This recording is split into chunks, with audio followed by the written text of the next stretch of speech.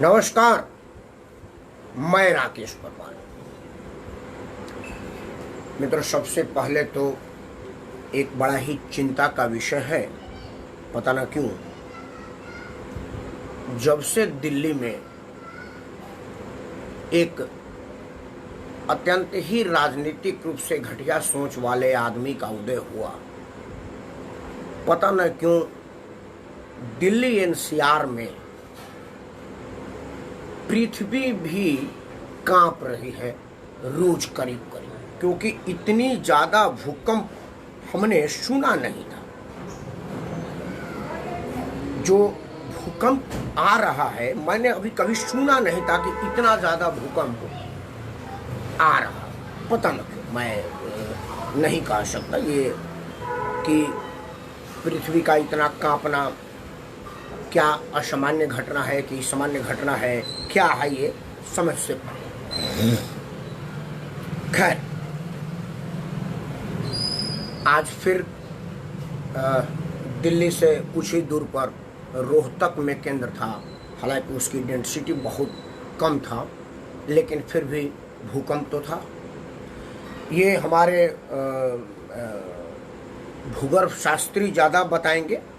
हम तो समाज शास्त्री हैं और समाज शास्त्री के नाते मैं ये सामाजिक पॉइंट ऑफ व्यू से सोच रहा हूँ कि शायद पृथ्वी दिल्ली एनसीआर में हो रहे पापों से, पापियों से इतना ज़्यादा दुखी है, इतनी ज़्यादा क्रोधित है कि उनको कांपना पड़ रहा है और कांप रही है। मतलब ये एक अत्यंत ही गंभीर विषय है, चिंता का विषय है और इस सबों पर हम सब लोगों को सोचना पड़ेगा कि आखिर ऐसा क्यों हो रहा है। दूसरा एक और विषय था आज बड़ा महत्वपूर्ण। कई लोग इस पर इतरा रहे हैं, कई लोग अगरा रहे हैं, हम घबरा रहे हैं। बड़ा मतलब ये समझने वाली बात है। मैं जो कह रहा हूँ वो हंसी मजाक वाला विषय नहीं है। मतलब कई लोग इतरा रहे हैं, कई लोग, मैं उस विषय पर घबरा रहा हूँ क्योंकि मेरा अपना मानना है कि अमेरिका इंसानियत का दुश्मन है। मेरा जो अपना मानना है, मैंने यही अब तक सोचा है, जो अनुभव रहा है कि अमेरिका अमूमन इंसानियत का दुश्मन है। अगर अमेरिका ने भारत को सैन्य सुविधा देने का मन बनाया है तो ज़रूर उसमें उसका कोई हित है, क्योंकि आमतौर पर अमेरिका फर्स्ट पर बात करते हैं। उन्हें अमेरिका फर्स्ट के अलावा और कुछ सुनाई नहीं देता, कुछ समझ में नहीं आता। उनके अपने हितों के अलावा और किसी हित को सोच भी नहीं सकते, चर्चा भी नहीं कर सकते। और डोनाल्ड ट्रंप तो वैसे भी व्यवसायी आदमी है, जो हमारे यहाँ बनिया कहा जाते हैं। लेकिन अगर हम खुश हो रहे हैं कि हमारे पास भी एक बनिया है तो ये अलग बात है। लेकिन मेरा अपना मानना है कि हमें डोनाल्ड ट्रंप के बिना शर्त समर्थन देने वाले नीति की समीक्षा करनी चाहिए। अलग बात है कि आज जरूरत है हमको अमेरिकी मदद की, अमेरिकी समर्थन की, अमेरिका के या और किसी भी चीज़ की समर्थन की जरूरत हमको है। हमें इन सब विषयों पर गंभीरता से विचार करने की आवश्यकता है। दूसरा, आज बीइंग ए पूर्वांचली एक और बवाल आया। शिवसेना को बड़ी मिर्ची लगी कि हमारे बिहार रेजिमेंट के रणबांकुरों का जितना खुले मन से, खुले दिल से माननीय प्रधानमंत्री जी ने तारीफ किया है, वो तारीफ के लायक नहीं है। और हमारे समझ से अगर कोई आदमी बढ़िया काम कर रहा है तो उसका तारीफ होना चाहिए, ज़रूर होना चाहिए, खुले मन से होना चाहिए। बिहार रेजिमेंट के रणबांकुरों का जो चीन भारत सीमा पर आमना सामना हुआ और जिसमें उन लोगों ने जो पराक्रम का परिचय दिया है, वो आदर के योग्य है, सम्मान के योग्य है, नतमस्तक होने के योग्य है। मैं तमाम बिहार रेजिमेंट और बिहार के अपने उन रणबांकुरों का सादर प्रणाम करता हूँ, अभिनंदन करता हूँ और ईश्वर से प्रार्थना करता हूँ कि आपने जो किया है, आपने जो करा है, वो बहुत ही ज़्यादा आदरणीय है, अनुकरणीय है। आपकी वीर गाथा को युगों युगों तक याद किया जाएगा और आप वीर कुंवर सिंह के धरती के हैं। आपके विषय में क्या कहना, आप हमेशा से आदरणीय रहे हैं, ये कोई नई बात नहीं। खैर, शिवसेना को पता न क्यों वो महाराष्ट्र और मुंबई के आगे वो सोच भी नहीं सकते, उनमें क्षमता भी नहीं है कि वो किसी की बढ़िया सोच सके, किसी की तारीफ कर सके, किसी के लिए कुछ बढ़िया भाव रख सके, ऐसा उनमें है नहीं, स्वभाव में नहीं। खैर, जो स्वभाव में नहीं है, मैं उस विषय पर क्या बात करूं, वो चर्चा के युग नहीं है, मैं नहीं चाहता कि मैं उस विषय पर कोई चर्चा करूं। शिवसेना अभी नई नई राजनीतिक साझेदार ढूंढी है और मुझे आशंका ही नहीं, पूरा विश्वास है कि कांग्रेस उसको ऐसा कर देगी कि वो धोबी के उसके जैसा हो जाएगा, ना इधर का ना उधर का, ना यहाँ का ना वहाँ का। आप बाकी आप तो समझ ही रहे हैं, आप सब लोग समझदार लोग हैं, आपको बताने की जरूरत ही नहीं है। लेकिन खैर, शिवसेना क्या कर रही है उसे हमसे कोई मतलब नहीं है, हम क्या कर रहे हैं हमें इससे मतलब है। हमारे रणबांकुरों को किसी की अनुकंपा की जरूरत नहीं है, किसी की मदद की जरूरत नहीं है, किसी और लोगों के समर्थन की जरूरत नहीं है। देश के प्रधानमंत्री हैं, उनको पता है कि हमारे रणबांकुरों ने कितना ज़्यादा काम किया, कितना बढ़िया काम किया है। वो सब लोग एक दूसरे को जानते हैं, हमारे देश में कौन कितना बढ़िया काम किया। खैर, आज बात मैं इन सब चीज़ों से अलग मैं बात करने वाला हूं हमारे देश में लॉकडाउन के बाद से जो बेरोजगारी का एक आलम बना है या रोजगार की जो आलम बने हैं, उन सब पर अब हर जगह विचार करने की जरूरत है। आज माननीय प्रधानमंत्री जो उत्तर प्रदेश विकास पर चर्चा किया, माननीय योगी जी के समक्ष जो लोग दिल्ली, मुंबई, कलकत्ता, मद्रास से जो गए हुए थे, उन लोगों से उन्होंने टेलीकम्युनिकेशन से। रंजीत, जरा तुम कैमरे पर आओ तो 1 मिनट के लिए मैं देखूं कि इस पर कैमरे पर आया जाता है कैसे। 1 मिनट में आके चले जाना, मैं तुमको कैमरे पे आमंत्रित करता हूं, तुम जरा 1 मिनट आओ, नमस्ते कह के चले जाना। रंजीत, जरा आना 1 मिनट के लिए, देखो तुमको कैसे आ रहा है, अब तुमको बुला रहा हूं मैं। 1 मिनट आके नमस्ते करके चले जाना, क्योंकि और लोगों के नहीं हो रहा है। मैं चाहता हूं कि रंजीत को एक बार देख लूं कि आ रहा है कि नहीं आ रहा है। कई लोग कह रहे कि कैमरे पर नहीं आ रहा है, तो रंजीत जरा 5 मिनट के लिए से नमस्ते करके चले जाओ।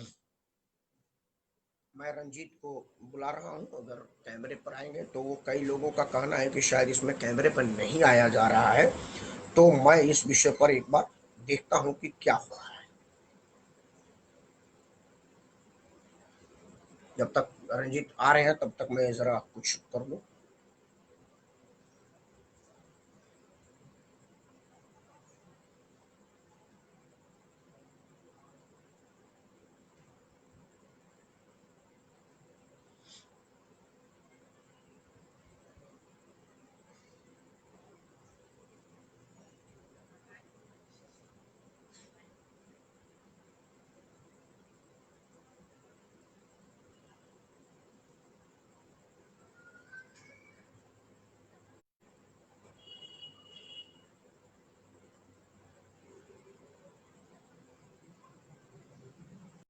रंजीत ने डिक्लाइन कर दिया, लगता है उसको या तो कैमरे पर आने में परेशानी होगी या कोई नेटवर्क की परेशानी होगी। एनीवे, आज बात जैसा कि आपको पता है, मैं इधर कुछ दिनों से पूर्वांचल में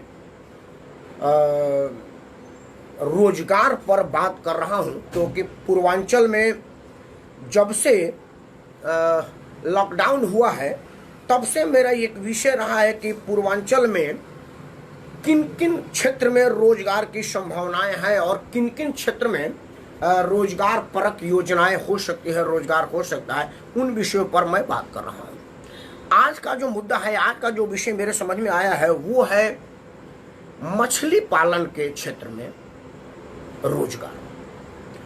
मित्रों, ये एक बहुत ही समझने वाली है और बहुत ही कम लागत में, कोई बहुत यांत्रिक आवश्यकता नहीं होती इसमें कोई बहुत ज़्यादा दक्षता की जरूरत नहीं होती। कोई इसके लिए जरूरत नहीं होता कि आपको कोई बहुत ज़्यादा हाई फाई कोई कोर्स करना है, कहीं से बाहर से पढ़ाई करके आना है, ऐसा कुछ नहीं है। लेकिन फिर भी इसमें पता नहीं क्यों हमारे लोग पिछड़ जा रहे हैं और मछली पालन पर पता नहीं क्यों नहीं सोच पा रहे हैं। मुझे आज इस विषय पर आप सबों से चर्चा करना है कि मछली पालन पर क्या है और मछली पालन कैसे हो सकता है। मित्रों, आज इस विषय पर आपसे चर्चा होगा। 1 मिनट जरा, ये मैं जरा फेसबुक पर अपने वाले पर शेयर कर दूं, ताकि हमारे जो लोग हमारे फेसबुक पर हमारे माध्यम से जुड़े हुए हैं वो हमको देख लेंगे।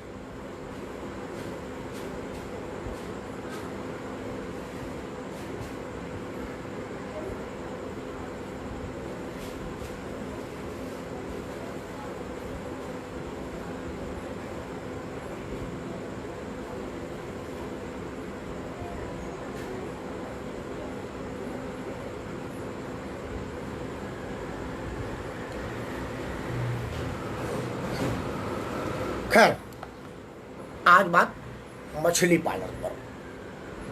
मित्रों, आपको पता है किसानी में डीजल आदरणीय राम शरण वर्मा साहब को मैं सादर प्रणाम बोल रहा हूं।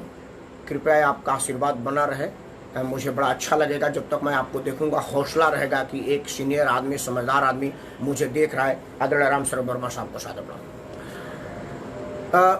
डीजल के दाम बढ़ने से किसानी की लागत बढ़ रही है। मछली पालन में डीजल की आवश्यकता नहीं है। जहां तक मुझे समझ है कि मछली पालन में कोई बहुत ज़्यादा पढ़ाई करके आने की आवश्यकता नहीं है, कोई बहुत ज़्यादा योग्यता की आवश्यकता नहीं है। गांव में जो कम पढ़े लिखे लोगों, मैं सीधे भाषा में कहूँ कि अनपढ़ लोग भी मछली पालन का काम कर सकते हैं। इसकी विशेषता यह है कि आपको अपने उपजाऊ जमीन को बर्बाद करने की आवश्यकता नहीं है। आप ऐसे जमीन को भी इस्तेमाल में ले सकते हैं जो परती पड़ा हुआ हो, जिसमें खेती योग्य नहीं हो। जैसे मैं अपना उदाहरण दूं, चिमनी थी हमारे यहाँ जो ईंट भट्ठा का है। ईंट भट्ठे के लिए जो हम मिट्टी निकाल करके गड्ढा कर देते हैं ईंट बनाने के लिए, उस ईंट पर जो गड्ढा हो जाता है वहां पर कोई खेती नहीं हो सकती, क्योंकि बरसात थोड़ा सा भी होता है उसमें पानी आ जाता है। वो नीचे इतना गड्ढा होता है कि कोई फसल नहीं हो सकती, तो वो जमीन बर्बाद ही रहता है, बेकार रहता है। हमारे गांव में कई लोगों की चिमनियां हैं जो जमीन गड्ढा गड्ढा टाइप का बना हुआ है। उस जमीन का बेहतर इस्तेमाल, जहां तक मैं समझ पा रहा हूं, कि वो मछली पालन के लिए हो सकता है, मछली पालन के लिए किया जा सकता है। उसमें आपको ना तो कोई गड्ढा बनाने की जरूरत है, ना ही आपको उसमें कुछ और करने की जरूरत है। वो पहले से ही पथेरे ईंट, मतलब ईंट बनाने वाले लोग उसको गड्ढा कर चुके होते हैं। सिर्फ आपको उसमें पानी छोड़ देनी है, बल्कि बरसात में तो स्वतः पानी हो जाता है और उसमें आपको मछली का बीज ले करके छोड़ देना है। मित्रों, अगर ये छोटा सा काम किया जा सकता है तो मछली पालन में बहुत ज़्यादा रोजगार, बहुत बढ़िया व्यवसाय है और मछली पालन में आमदनी की बहुत अच्छा स्रोत है। ये बात आज मुझे पता चला। हमारे एक मित्र है, मित्र तो मैं उनको कहूँगा नहीं, हमारी तो हैसियत नहीं है, लेकिन वो मेरे को जानते हैं, आदरणीय मनोरंजन झा साहब। आज वो मुजफ्फरपुर के एक मछली पालन से आज 12-1 बजे करीब फेसबुक लाइव पर आए थे। मैं भी जुड़ा हुआ था। वो अपना अनुभव बता रहा था कि मछली पालन में क्या, जब तक आदरणीय प्रेम नारायण द्विवेदी जी ने मुझे मार्गदर्शन दिया, मैं चाहता हूं कि उनकी मार्गदर्शन पढ़ूं। आदरणीय प्रेम द्विवेदी जी सादर प्रणाम।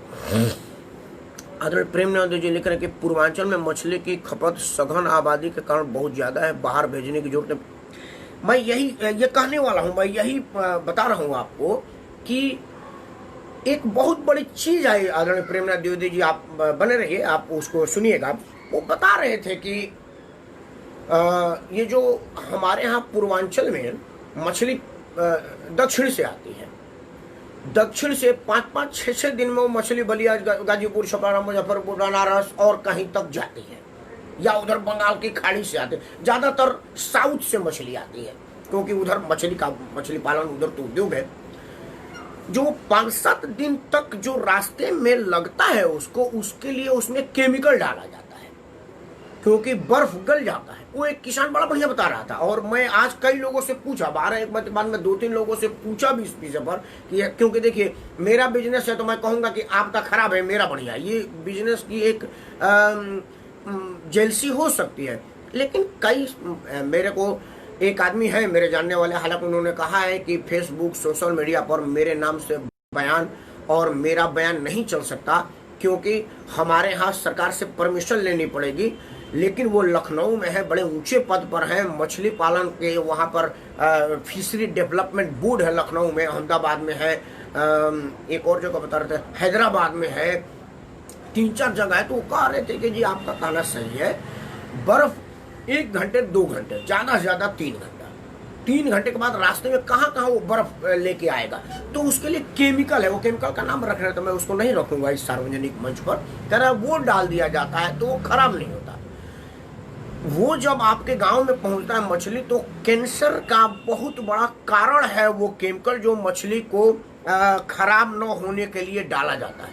एक बहुत बड़ा चिंता का विषय है कि उससे कैंसर का कारण है। वो कह रहे हैं कि क्या किसी ने कोई शोध करने का प्रयास किया कि ऐसा क्यों होता है, मछली पालन क्या कैंसर का कोई कारण है क्या। कह रहा होता है, आप जांच करिए कैंसर वाले मरीजों में और वो मछली में जो बाहर से आता है। मान लिया वो गलत कर रहा है, सही कर छोड़ दीजिए, लेकिन कम से कम मेरे खेत से निकला और आपके घर में गया, इससे ज्यादा ताजा तो हो नहीं सकता। वो बता रहे थे कि उनका 85 एकड़ में मछली पालन का है, कई तरह की मछली, रेहू वो हो, एक कौन फ्रोजन उर्जन कह रहे थे, मैं नाम भूल रहा हूँ, और जो नाम नहीं आ रहा उसके गलत उच्चारण करने से बढ़िया है कि उस पर ना कहा जाए, बट वो कोई और फ्रोजन उर्जन बता रहे थे। उसके लिए वो टेंट वेंट में होता है, छोटे स्तर पर बड़े स्तर पर कई तरह की मछलियों की प्रजाति का उत्पादन करते हैं। वो कह रहे हैं कि उसमें कोई बहुत ज्यादा लागत की जरूरत नहीं। कह रहे कि मैंने शुरुआत करा, मेरा चिमनी था, उनका चिमनी के बाद अब चिमनी बंद हो गई, क्योंकि एक साजिश के तहत 40 फीट से ऊपर का वो प्रदूषण डिपार्टमेंट ने कहा, वो कोर्ट का मामला है तो मैं उस पर बहुत ज्यादा नहीं बोलूंगा।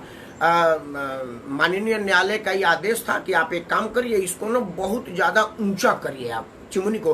तब से जो छोटे वाले चिमनी वाले थे, जो लोहे की पाइप का बना हुआ होता था, वो करीब करीब बंद हो गए। तो बोले कि मैं दिल्ली में नौकरी करता था, मैं जब गांव आया तो स्थिति बड़ी खराब थी, मेरा मुख्य व्यवसाय चिमनी का था और वही कमाई का जरिया था, वो बंद हो गया और खेत भी बर्बाद हो गई के चक्कर में, तो वो गड्ढा उड्ढा हो गया। तो क्या करें, मैं पढ़ा लिखा था, इंजीनियरिंग करते थे दिल्ली में, तो कहे कि मैंने कहा कि इसमें क्या करें। उस बीच उसको तो कोसी नदी की बाढ़ आई और उधर सब डुबा गई। तो हमारे यहाँ ना स्वतः गड्ढे में मछली आ जाती है, उसमें कोई बीज डालने की जरूरत नहीं। आदरणीय प्रेमनाथ द्विवेदी जी भी उसी इलाके के हैं, मछली पालने की जरूरत नहीं होती, वो स्वतः उसमें मछली डेवलप हो जाती है कुदरती। करा कि क्या हुआ कि पानी जब निकल गया तो जो चिमनी का बना हुआ था डॉग, उसमें मछलियां तैरने लगी। हमारे चिमनी वाले काम करने वाले कहे कि मछली लेके आए हैं भैया लीजिए ना। मेरे दिमाग में थॉट आया कि साला अगर बिन डाले इतना बढ़िया हो गया तो मछली पाल ली तो क्या होगा।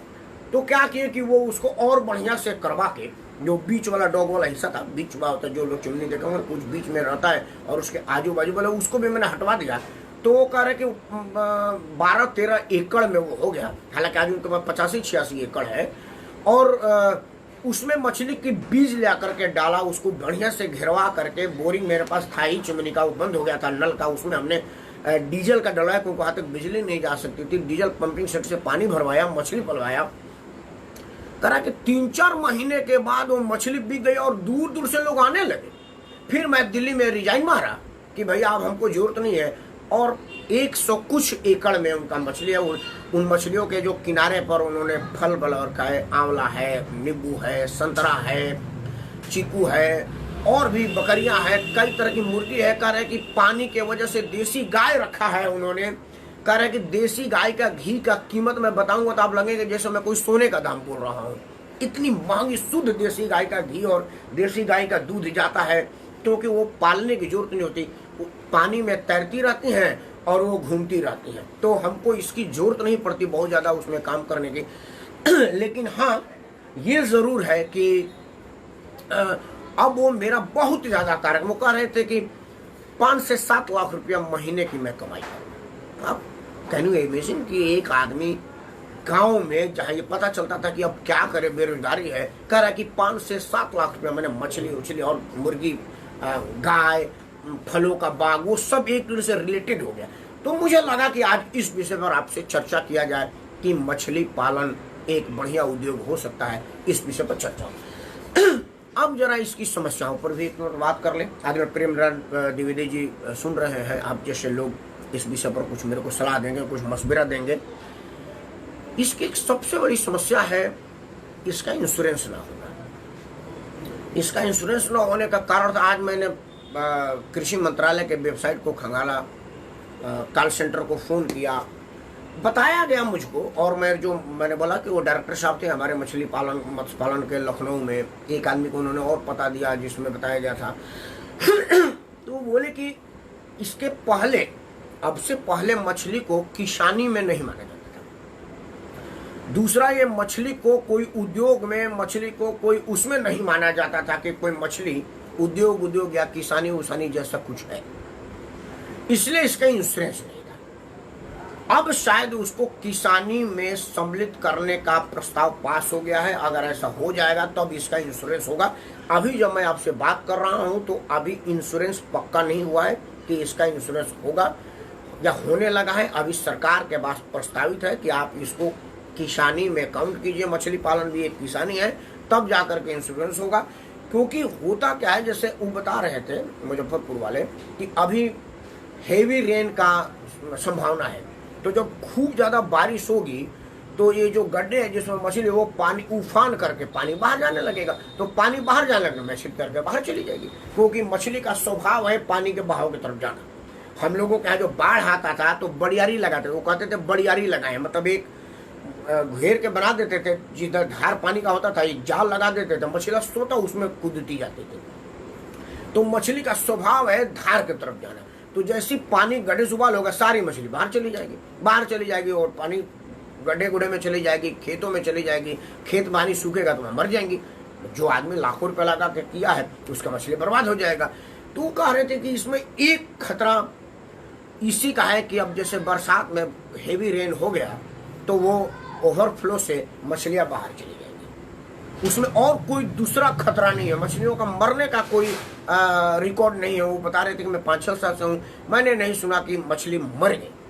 वो ये कह रहे थे कि हजारों बीज पड़ता है, उसमें से हजारों मछलियां नहीं होती, वो जो बीज होते हैं, जो छोटे छोटे बच्चे होते हैं, उनमें से कोई मर जाता होगा, वो एक अलग बात है।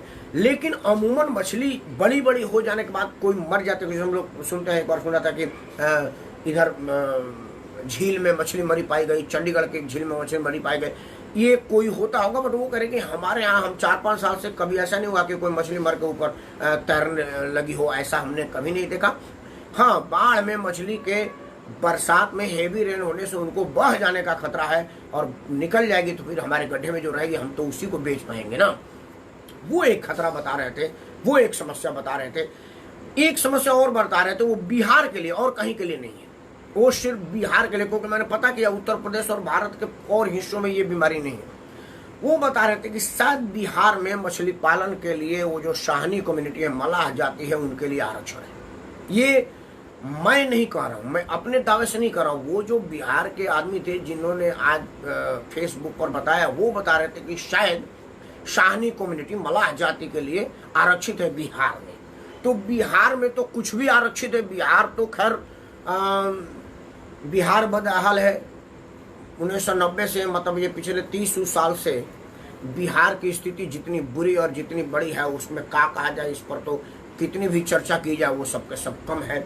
उस विषय पर तो चर्चा ही नहीं की जाए बिहार की हाल पर। लेकिन जब मैंने अपने उत्तर प्रदेश में पता किया, ये केंद्रीय मत्स्य पालन बोर्ड में जब मैं आज फोन करके बात किया, तो वो बताया कि नहीं, ऐसा नहीं है।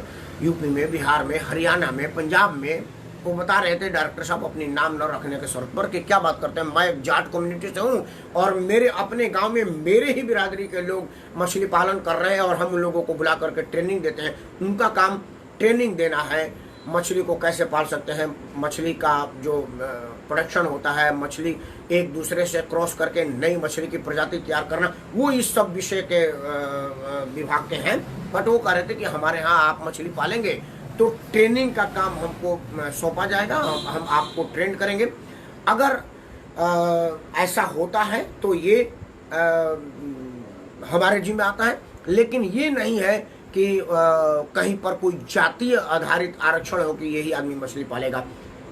बिहार में है तो पूरा बिहारी भारत नहीं है, उत्तर प्रदेश में ऐसा नहीं है और कहीं नहीं है, ऐसा वो बता रहे थे। बाकी राज्यों की मैं नहीं कह सकता, मुझे जानकारी नहीं है, इसलिए मैं बिल्कुल लिखित तौर पर बोल दूं ऐसा नहीं कह सकता कि मैं दावे के साथ कह सकता हूँ कि किसी राज्य में आरक्षण नहीं है, या मैं दावे के साथ कह सकता हूँ कि हर जगह आरक्षण है। मैं ये नहीं कह रहा हूँ, लेकिन बिहार वाले सज्जन ने कहा था कि उनके यहाँ आरक्षण है, और केंद्रीय मत्स्य पालन बोर्ड के जो डायरेक्टर साहब हैं उन्होंने कहा था कि नहीं, मेरे नॉलेज में कहीं आरक्षण नहीं है। हमारे खुद के हरियाणा, पंजाब और उत्तर प्रदेश में, लखनऊ में तो वही है, कह रहे थे कि लखनऊ में तो हर जाति के लोग मत्स्य पालन कर रहे हैं, तो इसमें आरक्षण नहीं है। मित्रों, अगर हम मत्स्य पालन पर गंभीरता से विचार करें तो इसमें ना तो कोई बहुत ज़्यादा विज्ञान की जरूरत है, ना बहुत ज़्यादा ज्ञान की जरूरत है, ना ही बहुत ज़्यादा लागत की जरूरत है। और सबसे बड़ी बात है कि ये एक ऐसा रोजगार है जिसमें आपकी उपजाऊ भूमि को बर्बाद करने की आवश्यकता नहीं है। तो आमतौर पर जैसे मेरा गांव है, गांव बनने में गांव के चारों तरफ गड्ढा है। स्वतः मेरा ही कितने, मेरे ख्याल से बीघा में होगा या एकड़ में होगा, मुझे अंदाज नहीं है, लेकिन गड्ढा इतना है कि अगर उसमें मछली पालन कर दे तो मेरे गांव को नहीं, मेरे इतना बड़े 4-5 गांव को लोग मछली फ्री में खा सकते हैं। तो समझ लीजिए कि मैं बेचने पाऊँ तो कितना बेच सकता हूँ। तो ऐसे गड्ढों में भी मछली पालन का जुगाड़ किया जा सकता है, क्योंकि मेरा अपना गांव है, गांव के चारों तरफ गड्ढा है। उसका कारण था, पहले के लोग थे वो चोर हो आए तो गांव में घुसने में उनको मेहनत हो। दूसरा कारण हो गया था कि बाढ़ प्रखंड था हमारा, बाढ़ वाला इलाका था, तो लोग गड्ढे में मिट्टी खोद कर अपने घरों को ऊंच किए ताकि बाढ़ का पानी ना आवे, खेत से थोड़ा ऊंचा पकड़े, ये कारण हो सकता। तो मेरा अपना गाँव के चारों तरफ गड्ढा है, मतलब गाँव में घुसने के लिए पुलिया बनाई गई है चारों तरफ से कि पुल से लोग जाएंगे। तो हमारे गांव में तो उस गड्ढे में किया जा सकता है। आमतौर पर वो गड्ढा बेकार जा रहा है, मत्स्य पालन में इस्तेमाल किया जा सकता है, और भी कई गड्ढे हैं। सबसे ज़्यादा यूजफुल होगा चिमनी, जो ईंट भाटा के लिए वो जो लोग गड्ढा करते हैं, ईंट मिट्टी निकाल करके बनाते हैं, उनमें मत्स्य पालन के लिए किया जा सकता है। इस विषय पर ज़रूर सोचना चाहिए। मत्स्य पालन एक बढ़िया रोजगार हो सकता है, मत्स्य पालन के क्षेत्र में बढ़िया हो सकता है। मैं सरकार से और सरकार के लोगों से सादर अनुरोध करूँगा कि मत्स्य पालन से जुड़े और भी समस्याएं, जो चीज़ मैं एड्रेस नहीं कर पा रहा हूँ या मुझे समझ नहीं है, उन पर भी विचार किया जाए और उस पर भी उनको एड्रेस किया जाए और उनका समाधान हो, तब जा कर के मत्स्य पालन में भविष्य बनाया जा सकता है, युवाओं को आकर्षित किया जा सकता है। रोजी अगर घर में हो और रोजी रोज के लिए हो तो कोई भी आदमी कहीं भी करने को तैयार है। जो लोग दिल्ली, मुंबई, कलकत्ता आकर के हिला हवाली करते हैं और रात दिन मेहनत करके प्रताड़ित होते हैं, जब कोरोना जैसे कोई महामारी आती है तो उनको जल्दी से भाग जाने के लिए कहा जाता है, ऐसे लोगों के लिए तो गांव में रोजगार सबसे यूजफुल होगा। यही मेरी इच्छा थी कि आज मत्स्य पालन पर आप लोगों को जागृत किया जाए, आप लोगों को बताया जाए और आप लोगों से पूछा जाए। हमारे देश में हर युवा के हाथ में रोजगार हो, हर युवा के हाथ में आमदनी की स्रोत हो। इन्हीं मनोकामनाओं के साथ मैं राकेश परमार, वैश्विक बीमारी महामारी की ख़त्म हो, भारत स्वस्थ हो, चाइना प्रस्त हो, पाकिस्तान ध्वस्त हो और नेपाल को सद्बुद्धि दे, इन्हीं दुआ शुभकामनाओं के साथ मैं राकेश परमार आप सबको सादर प्रणाम करता हूँ। जय हिंद, वंदे मातरम।